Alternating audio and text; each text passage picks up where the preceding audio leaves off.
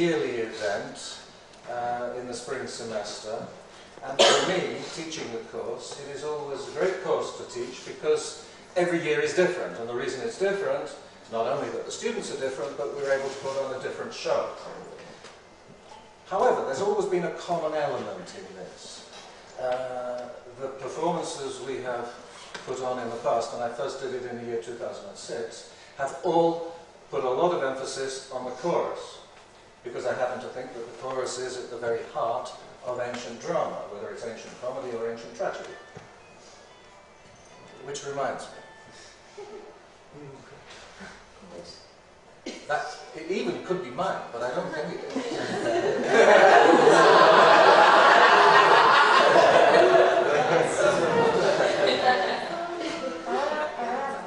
Yes,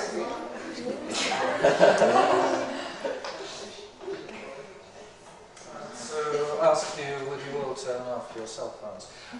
Anyway, where was I? I said that it was always different, it always comes out differently, and I put a lot of emphasis on the chorus. Now, the problem this year was that there are only 3 people registered for the course.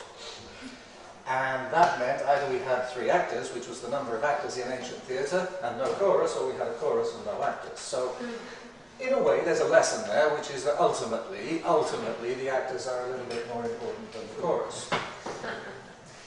It also meant that the thing would work out, the production this year would work out very differently for another reason. I gave the students some options, some choices of what they wanted to work on, and they selected to work on the fragments of a play by Sophocles, which is known either as Eryphili or as the Epigoni. And there are very few fragments, and it's a story which is relatively unknown, but it's a very, very interesting story. They were put in the position, in effect, of writers, like Sophocles, like Aeschylus, like Euripides, who had ancient myths, but they had to give a twist to the ancient myth. They had to do something new with it each year. And in this case, the students had they were not trying to reconstruct the fragmentary play as written by Sophocles, but to produce their own play based upon that particular myth. So they had to come face to face with the problem that the original playwrights would have faced, which was, what can I change and what can I not change? Now, they wrote this collectively, and they struggled with that particular issue, and I think the result is very, very interesting. Now, the myth, as I said, is a little bit unknown. However, I'm sure many of you know the Antigone story. And you know why Antigone is sentenced to death by her uncle Creon, because she wishes to bury her brother Polynices. And Polynices has been refused burial by Creon because he launched a siege, an attack against his own city, which is obviously highly problematic. Now, that siege was involved the Argive army with a number of Argive champions. And among those champions, there was a particular figure called Amphiaraus, who was a prophet of Apollo and a very holy, a very righteous man. In fact, in Aeschylus's play The Seven Against Thebes, it is Amphiaraus who is the only perceived threat to Thebes, because he is a righteous man, because he is a holy man, and because he doesn't believe in the war he is fighting. Now, that's a little background, a little backstory, because it's relevant to this play. Amphiaraus had a son called Alcmaeon, and a wife called Eryphili, and in effect, this is their story. Now, one other small detail. The title, I Can See Argives. That became a proverb in antiquity, and it means, or it meant at the time, that there was something that a person, when you said, I can see Argives, you were referring to a person who went into a kind of trance-like state, as though they could see something entirely unexpected and shocking. Possibly it was a real thing, possibly it was an imaginary thing. Now, it is known that the proverb, I can see Argives, originated from this play, and it is one of the surviving fragments of this play. But it is not known how it was used in the play and how it became the proverb that it did become. So, one of the challenges the group had to face was to find a good way to incorporate that line. It is the only line from the surviving fragments which is incorporated in the play tonight, but it's obviously a very, very interesting and a very, very crucial one, so look out for it. I hope you enjoy the show.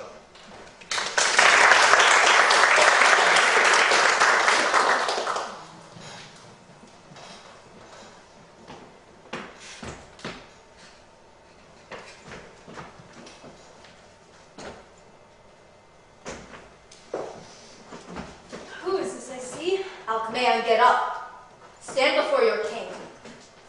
Justice, let me explain. Hold your tongue. If it were up to me, I would have you put to death right now. But the elders of this city have convinced me that the fitting punishment is exile. Leave this city so that I never see your cursed face again. Go. Now.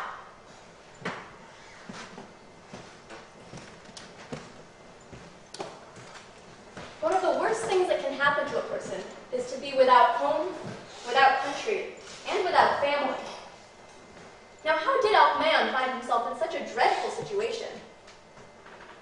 To answer this question, we've got to go back a few years. In fact, more than 10. Alcmaeon, come back here. Now, how old were you when this story began? I think I was about 8. Yes, I was 8. Okay, so you're 8.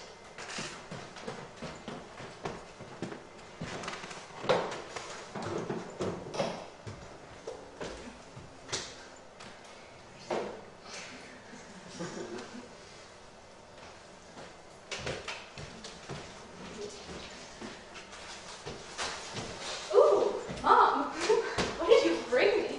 I brought the finest sword in all of Greece for my little Achilles.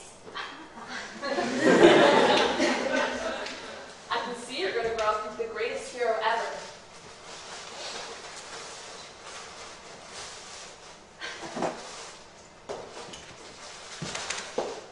Argives, are you there?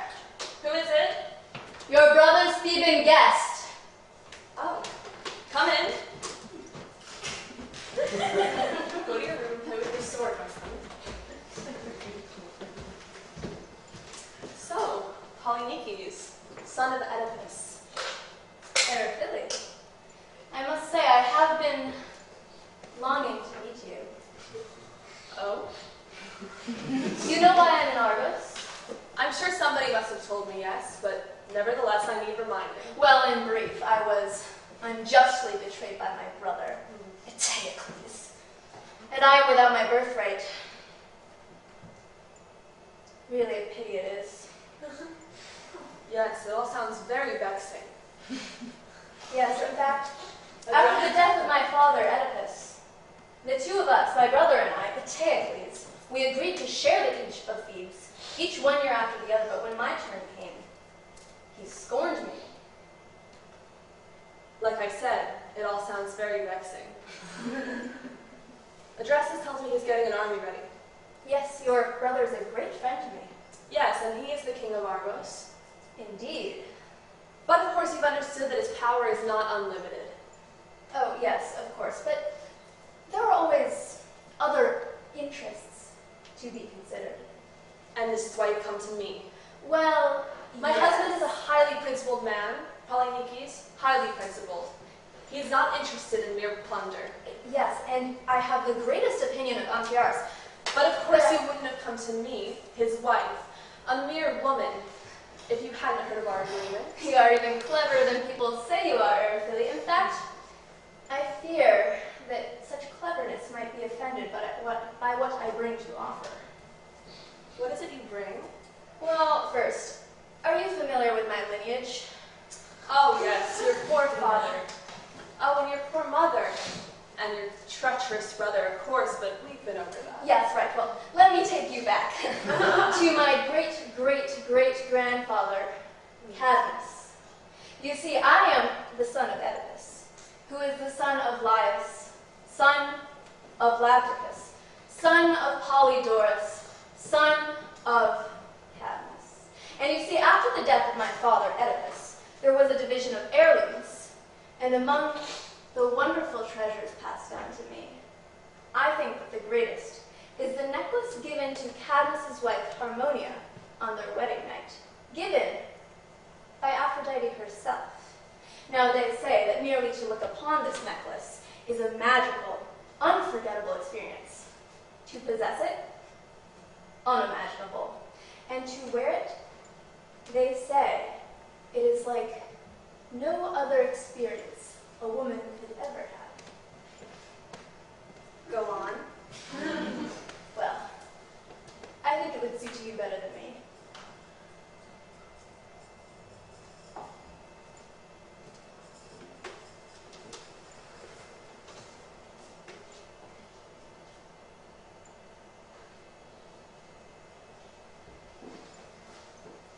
I think you're right.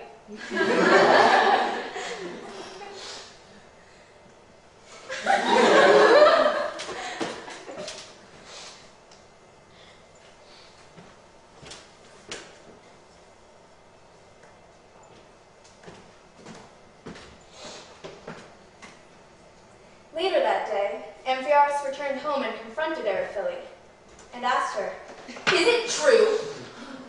Is what true? Oh, that. Yes, husband, it's true. After her tete-a-tete with Polynices earlier that day, Argives had gone to her brother Adrastus and told him that Amphiaraus would indeed be going to Thebes.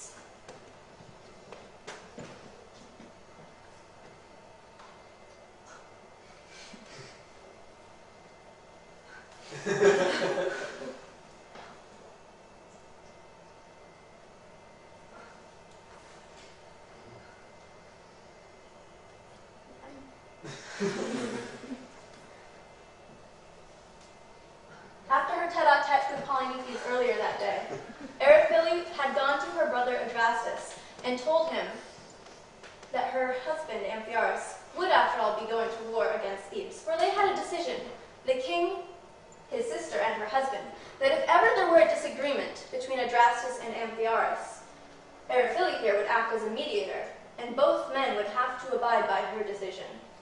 Having learned of his wife's decision from Adrastus, Amphiaraus was understandably annoyed. "You promised me that if it ever came to this, you would vote in my favor," he yelled. But that was so long ago, dear. How naive of you to think I would allow my husband to prove himself a coward. Amphiaraus had his own reasons for not wanting to make war with Thebes, and cowardice was not among them. "How dare you call me coward, woman? Me, the servant of Apollo. This is the most unjust of wars. Polynices intends to bring destruction to his own city, his own people, all merely to punish his own brother? It is a terrible crime against nature and against the gods." But he has been terribly treated, dear. And I believe that he deserves the chance to take his city back. For a moment, Amphiaraus was speechless. Could his wife really be thinking of justice? "Oh, you think your knowledge is superior to mine," he yelled. "You think that you know better than what the gods, what the god Apollo has told me." Then he thought again. No, enlighten me, please. What is the real reason you betray your loyal husband?" Betray you? Nonsense. I'm thinking only of your own best interests.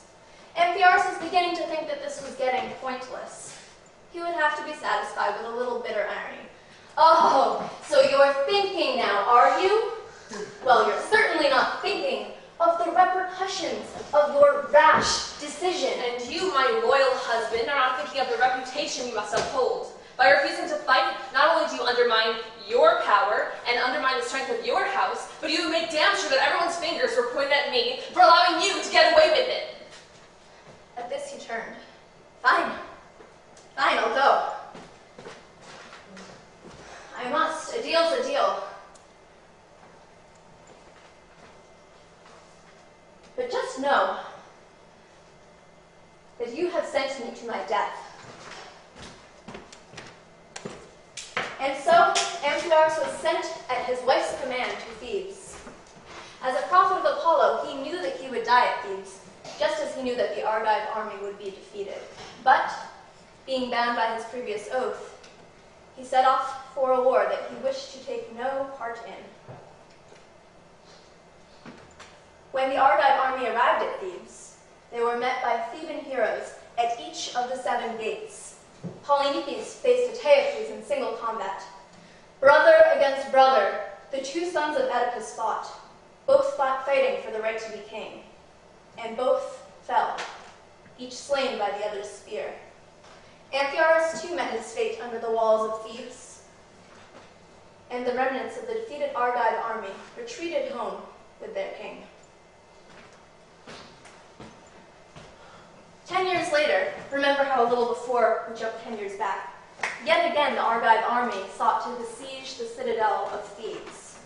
This time, the sons of the fallen warriors, known as the Epigoni, the ones born later, with thoughts of glory and plunder, took to the assembly to decide upon the war.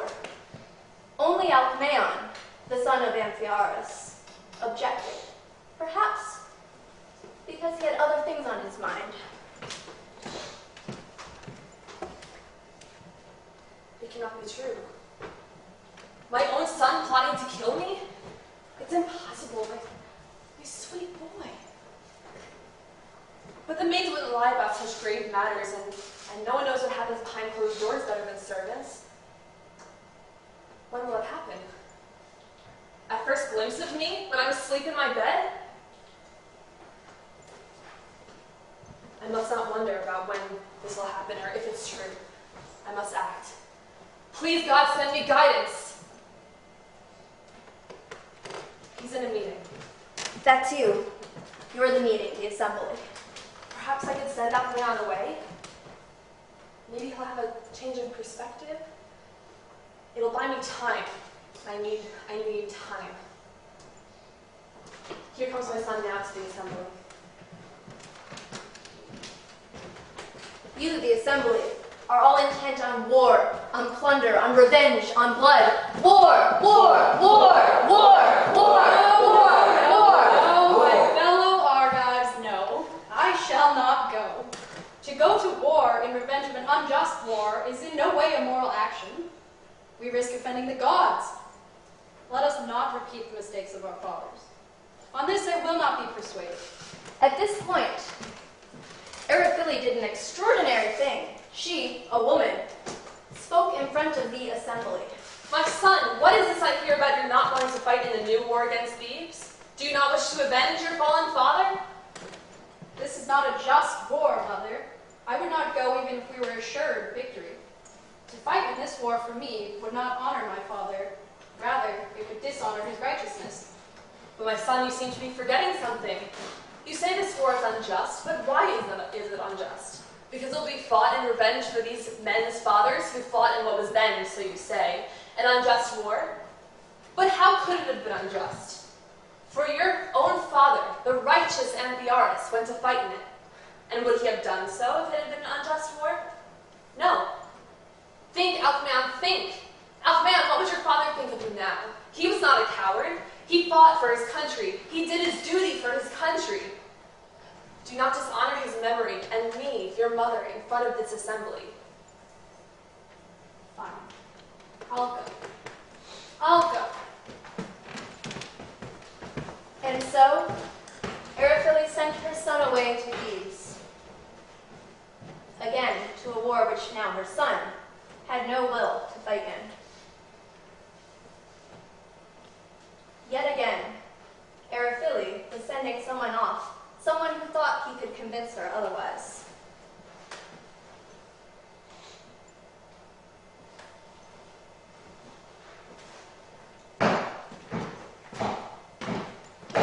What does that sound from outside?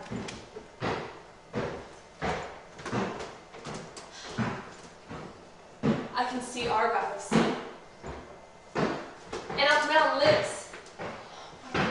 What do I say? He doesn't even know that I know. But he wouldn't dare murder me in public. Yes, I shall meet him at the gates. If I meet him there, I'll be safe. Alcmaeon, my son! You have survived, and you're victorious, I see. I was right, wasn't I? Look at you. My little Achilles. Remember how I used to call you that? But now you're a true hero. How happy I am that you have returned and are safe with me. And I too, Mother. I'm glad to see you're safe and sound. But I must admit, your presence puts an awful burden on my shoulders. What possessed you to say such a thing? Why don't we go inside? We have matters to discuss. Not in front of all of these people. Private matters. Plus, I'm weary from the journey. The sun, it's so hot and so bright. But let's not rush. Let's sit in the shade for a while. Look at how joyous the city is at your return. I shall call my brother. Yes, that's a good idea. We shall have a righteous reunion. But come with me now down to the river, and we shall wash your hands in the dust of travel and the blood of war. I would much prefer the comforts of my own home, Mother. I have waited a long time for this. All right, my son, if that's what you want.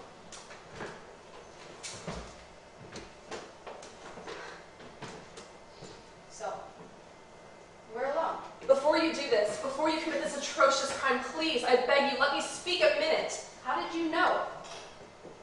I guess it doesn't matter. You can't persuade me. Why are you doing this? Surely it isn't because I scolded you in front of the assembly and made you go to war. Going to war had nothing to do with it. It was merely a hindrance, an unfortunate delay. It was too much time to think, even in battle.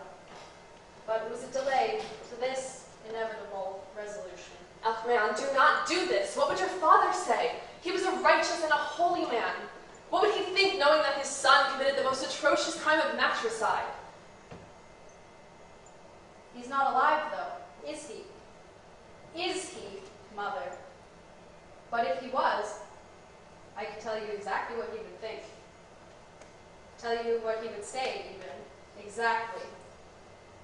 He would say, Alcmaeon, when you're grown, you're a man who can bear what you do.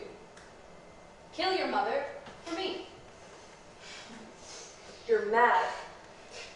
No, I'm not mad yet. But do you remember how you got me to fight in this war? I was wrong, you said. The first war against Thebes could not be unjust, because my righteous father went to fight in it. Liar and hypocrite! 10 years ago you sent my father to his death. I remember playing outside with the sword you brought me when he came storming out of the house. Your little Achilles, you did adore me in your own way. But he stopped. He noticed me. He stared at me so intently. But then his demeanor shifted from a kind of stifled rage to a more calm composure. He pulled me aside. He knelt down beside me, and he put his hand on my shoulder. And he spoke. Alcmaeon, my son, when you are grown, you must kill your mother. For she has condemned me to my death. For I am oath-bound to do as she decides in any dispute between her brother and I. And so now, I go unwilling to an unjust war, a war in which I shall die. He made me swear an oath to Apollo. I was too young, too bewildered to object or question further.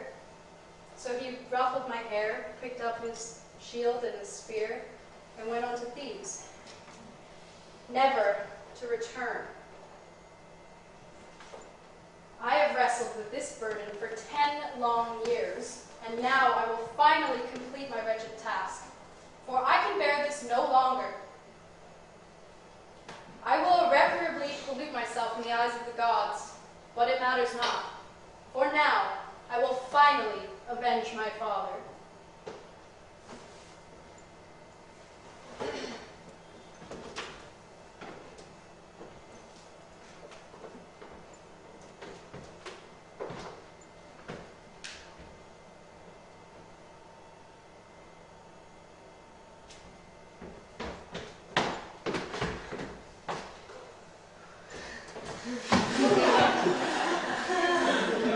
Oh, the Furies, they come for me with their vengeful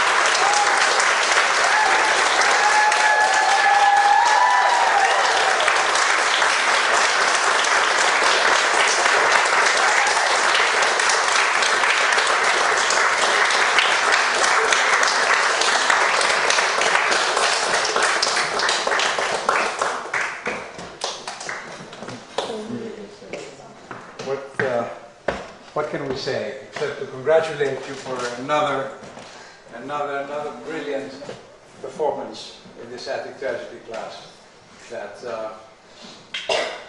Tony Stevens has been putting together for 10 years, since 2006. Tony Stevens has been doing this work with his students, either presenting us with existing tragedies or with lost plays that are being reconstructed by his class, or with other types of performances where the elements of the tragic and the comic and the ancient and the modern all combine together. And he has made it possible for their students, for his students, to use their imagination, to study the text, to learn to respect the text, and to basically exercise teamwork. And this is what it's all about, except for the understanding of the text they're reading. Unfortunately, Tony Stevens is going to be leaving us to devote himself to other, more, well, equally interesting things, I suppose. Oh, this has been very interesting. He's going to his research now and to his writings, and he's leaving behind a very big gap, which we're going to have trouble filling. So I want to thank you, Tony, for all you've done for 10 years to inspire our students and to bring them closer to the theatre and to Greek tragedy. And with these words, I want to show you, to present you with a little memento here, which is a clay CYA logo from a ceramist in the parlor in the island of Palos. It's beautiful, and of course the owl will always keep me in Athens, wherever I am. Yes.